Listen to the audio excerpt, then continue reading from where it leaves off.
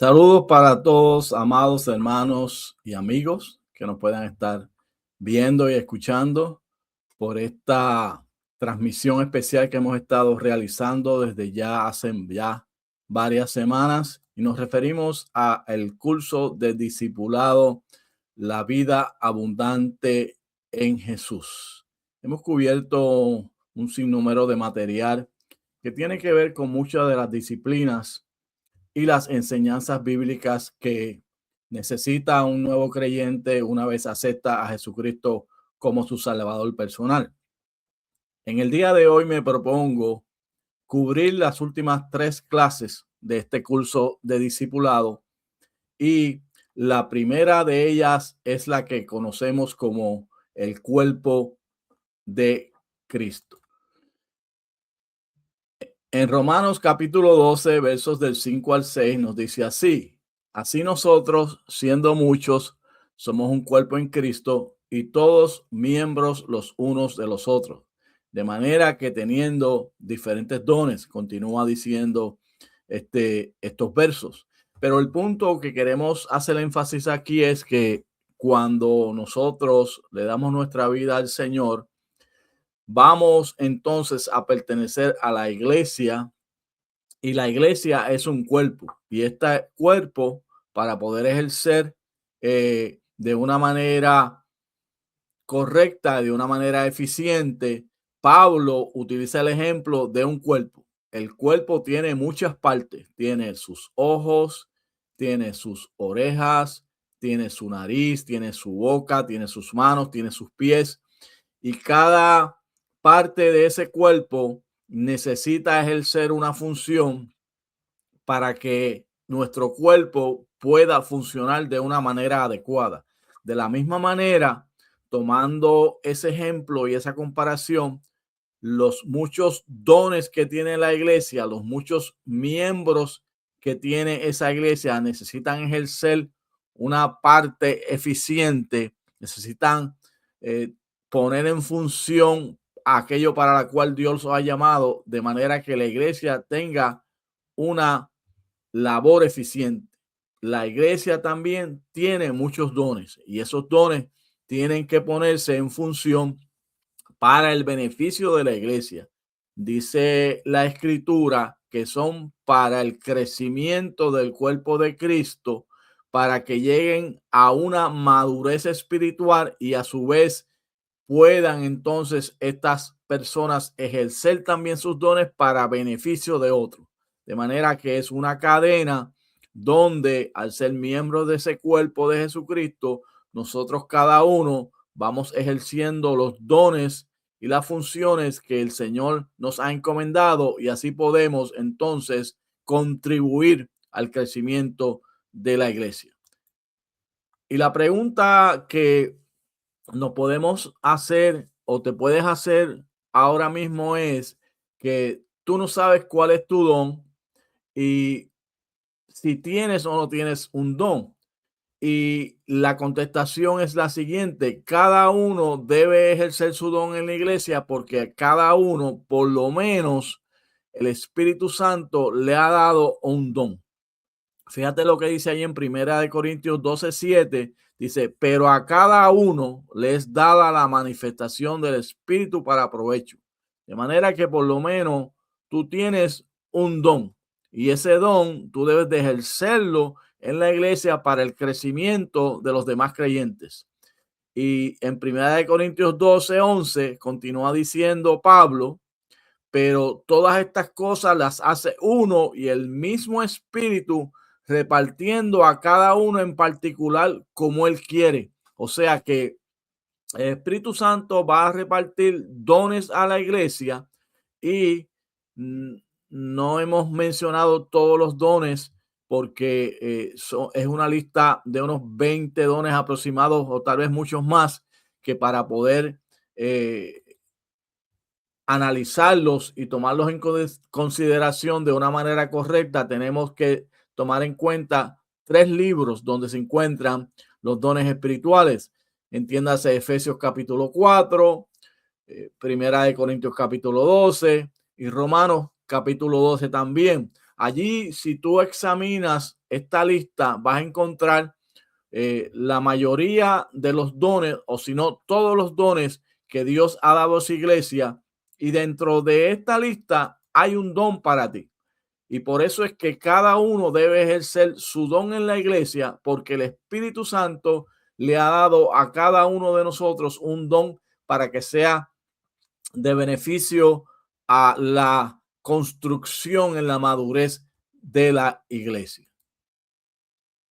Así que el punto el cual queremos hacer énfasis aquí en esta clase del cuerpo de Cristo es que una vez tú aceptas a Jesús como tu Salvador personal, vienes a ser parte del cuerpo de Jesucristo, un cuerpo espiritual en el cual a cada uno le es dado un don y ese don debe ser ejercido en la iglesia para que la iglesia pueda tener la madurez necesaria para a su vez ser efectiva en la comunidad en la que se está desarrollando a través de ministros maduros y competentes que puedan ser servidores en esa comunidad y en todo el mundo al cual Dios nos ha llamado a hacer luz en medio de las tinieblas.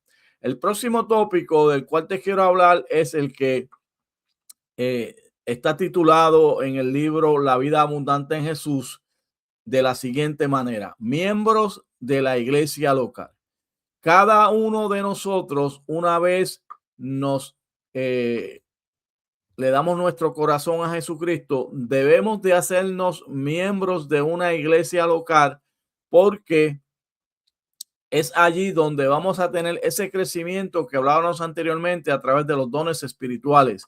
Y es allí donde se va a desarrollar y se va a llevar a cabo el crecimiento tuyo para que tú puedas permanecer fiel al Señor, ser un creyente fuerte, maduro, estable, que a su vez pueda ser eficiente en el servicio de esa iglesia local y cumplir con el llamado que Dios pueda tener para tu vida. Así que cada uno de nosotros, una vez aceptamos a Jesús como nuestro Salvador personal, debemos de hacernos miembros de una iglesia local. Al aceptar a Jesucristo como nuestro Salvador y Señor, pasamos a ser miembros de la familia de Dios. Y los miembros de la familia de Dios tienen iglesias locales a través de todas las partes del mundo. Y cada iglesia pues tiene un diferente formato para aceptar a sus nuevos miembros.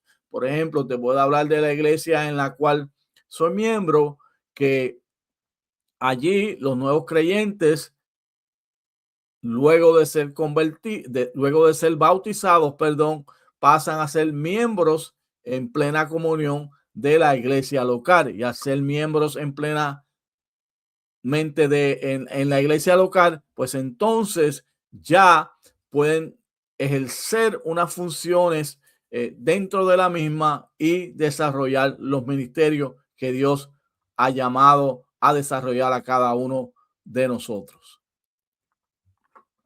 En las iglesias locales, y esto es bien importante, nos reunimos para adorar y aprender de la Biblia. La razón de ser de la iglesia local es, número uno, para adorar a Dios.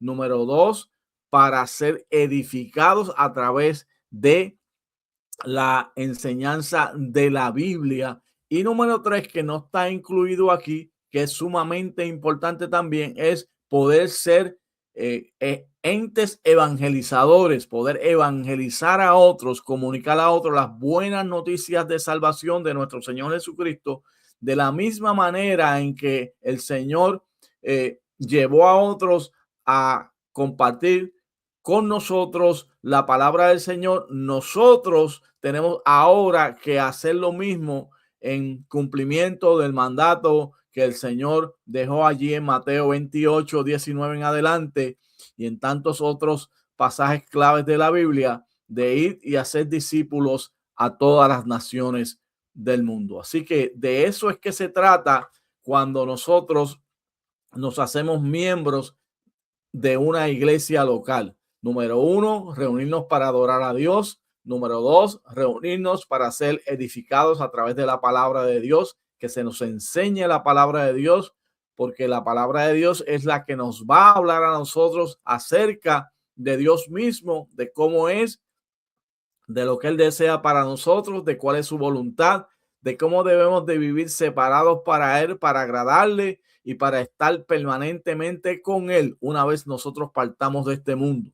Pero, como hemos mencionado, eso no queda ahí, sino que también es allí donde somos preparados para llevar el mensaje del evangelio también a otros. Así que esto es muy importante que lo tengamos en consideración cuando hablamos acerca de la función de una iglesia local. Y la Biblia nos motiva y nos llama a hacerlo, a congregarnos. Por eso en Hebreos capítulo 10, verso 25, dice así: no dejemos de congregarnos como acostumbran a hacer algunos, sino animémonos unos a otros, y con mayor razón ahora que vemos que aquel día se acerca. Allí Hebreos nos está instando, nos está motivando, nos está recordando, nos está ordenando que no dejemos de congregarnos, porque es en la iglesia local donde nosotros somos edificados y donde podemos llevar a cabo la función de los tres elementos que te he mencionado: de adorar a Dios, de ser edificados a través de la palabra y ser preparados para evangelizar a otros.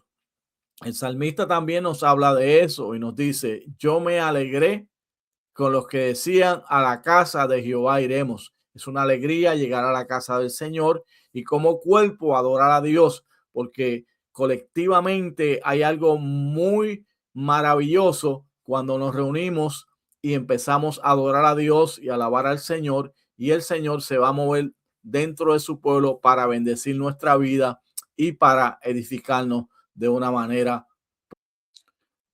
Ahora, también como miembros de una iglesia local tenemos unas responsabilidades y yo les voy a mencionar algunas.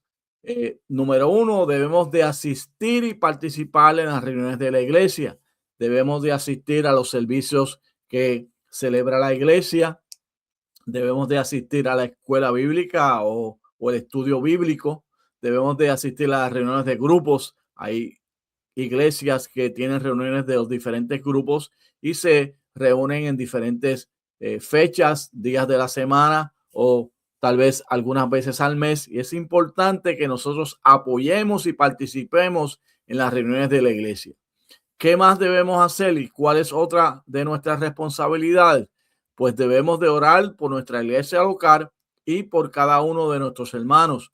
Dentro de la iglesia local hay un sinnúmero de necesidades, hay un sinnúmero de situaciones que necesitan nuestra oración. Hay que orar por el liderazgo de la iglesia, hay que orar por los maestros de la iglesia, hay que orar por el cuerpo de adoración de la iglesia, hay que orar por las situaciones comunitarias que pueda tener una iglesia local en particular o situaciones difíciles, y es nuestra responsabilidad. Por eso Tesalonicenses capítulo 5 verso 17 nos dice: orad sin cesar. Y es nuestra responsabilidad orar por nuestra iglesia local y por los hermanos. También otra de las responsabilidades es contribuir con el apoyo físico y material.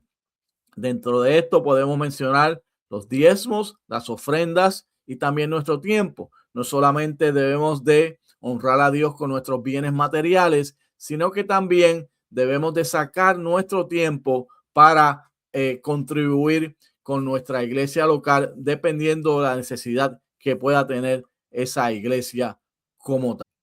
Y el último tópico que quiero cubrir dentro de estas tres tópicos que te mencioné que necesitaba cubrir para dar por terminada estas clases de discipulado es el que se llama guiados por Dios. Y cuando hablamos en este tópico, lo que queremos hablar es lo siguiente: para darte ánimo y para apoyar tu fe en estas clases de discipulado. Y es que todos los días nosotros nos enfrentamos con decisiones que tenemos que tomar.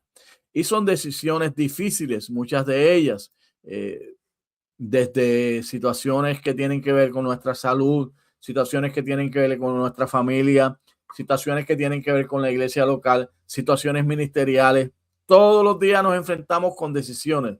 La vida se trata de un conglomerado de decisiones que tomamos día a día. Y estas decisiones que nosotros necesitamos tomar, tenemos que entender que en cada una de ellas, en cada decisión que tomamos, Dios quiere que estemos seguros de que Él nos guiará por el camino correcto. ¿Cuál es el camino que yo voy a tomar? Yo no lo sé, pero yo debo de tener la seguridad de que Dios nos va a guiar por ese camino, por el camino correcto. La Biblia dice que Dios, hablando Jesús, va a estar con nosotros todos los días hasta el fin del mundo. Hay momentos que atravesamos situaciones tan y tan difíciles que pensamos que Dios no está, pero Dios está, aunque no lo sintamos, aunque no lo creamos o aunque pensemos que la situación es muy difícil. Dios está en cada decisión que tomamos y Él nos va a guiar por el camino correcto. Pero Dios va a utilizar diferentes maneras para así hacerlo. Y de eso es que te quiero hablar ahora. Dios nos va a guiar de diferentes formas. Número uno, nos guía por la Biblia. La Biblia es nuestra brújula. La Biblia es la que va a dirigir nuestra vida. Y la Biblia va a hablar de cada tema en particular y nos va a mostrar qué decisión debemos de tomar. Pero también por el consejo de otros creyentes. Hay creyentes maduros que están llenos del Espíritu de Dios, que Dios le ha dado esa gracia y ese don de poder aconsejar a otros, de poder ayudar a guiar a otros. Y también Dios nos va a aconsejar a través de ellos para ayudarnos a tomar una decisión correcta. No es que ellos van a tomar la decisión por nosotros, sino que ellos nos van a sugerir o aconsejar. Pero al fin y al cabo, esa decisión es nuestra. Pero la sabiduría que Dios ha puesto en estas personas, pues nos puede dar unos indicadores y nos puede dar unas pistas para nosotros seguir y poder tomar esas decisiones. Y por último, también Dios nos puede guiar al sentir la paz de Dios. Hay veces que necesitamos tomar decisiones y cuando las tomamos sentimos la paz de Dios y podemos entonces entender que Dios nos está abriendo un camino, un surco, una brecha para caminar por ahí y podemos entonces tomar la decisión correcta porque sentimos la paz de Dios. De manera que Dios nos va a guiar de diferentes formas. Número uno, por la Biblia. Número dos, por consejo de otros creyentes. Y número tres, al sentir la paz de Dios. Y de eso es que se trata la paz de Dios. Y de eso es que se trata, valga la redundancia, este curso de discipulado. Diferentes enseñanzas, disciplinas, doctrinas, ordenanzas que nosotros debemos de llevar a cabo cuando recibimos, o más bien después que recibimos a Jesús como nuestro Salvador personal, para ayudarnos a crecer y para ayudarnos a cimentarnos en una iglesia local de manera que podamos crecer y a su vez poder ser creyentes, ministros competentes de la fe para poder llevar la palabra del Señor a otros y asimismo discipular a aquellos que todavía no han recibido a Jesús como su Salvador personal. Y hasta aquí entonces nos ha traído este curso de discipulado, la vida abundante en Jesús. Ha sido para mí un privilegio llevarte a través de todas estas diferentes clases, esperando que hayan sido de bendición para tu vida, de edificación, que tú puedas convertirte, como decía, un creyente maduro, sirviéndole al Señor. Y aquel día que se acerca podamos estar juntos en el cielo, adorando para siempre a nuestro Señor Jesucristo. Para mí ha sido un privilegio. Que la paz de Dios sea contigo y será hasta una próxima ocasión. Te ha hablado tu hermano y amigo Mickey Rivera.